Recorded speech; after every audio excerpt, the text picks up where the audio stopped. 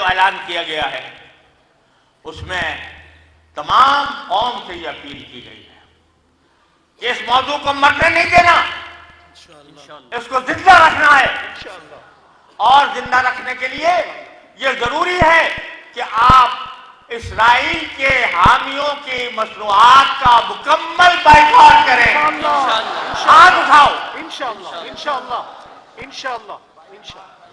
مکمل بائیکاٹ۔ نعرہ تکبیر، بائیکاٹ بائیکاٹ، اسرائیلی مصنوعات کا بائیکاٹ، بائیکاٹ بائیکاٹ، اسرائیلی مصنوعات ہی کا نہیں، اسرائیل کو مدد دینے والی کمپنیوں کا بھی بائیکاٹ،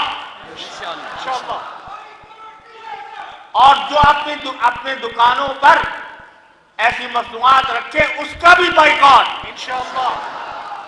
لیکن خوب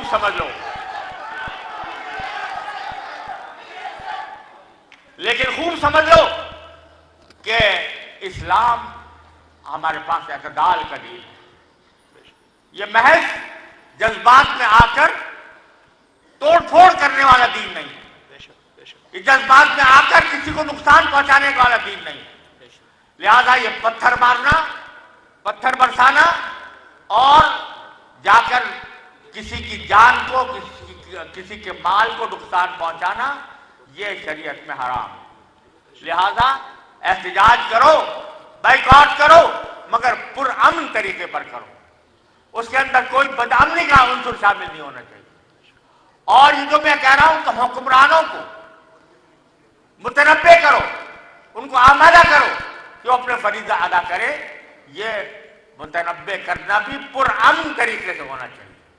جو لوگ اس نام پر اپنی مسلمان حکومتوں سے لڑنے پر آمادہ ہے، جو ان کے خلاف ہتھیار اٹھائے ہوئے ہیں، یہ کوئی قابل قبول طریقہ نہیں، ہم بارہا اس کا اعلان کر چکے ہیں۔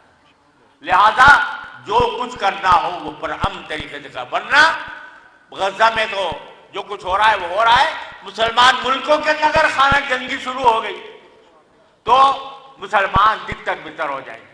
لہذا اس سے ہمیشہ پرہیز کیا جائے۔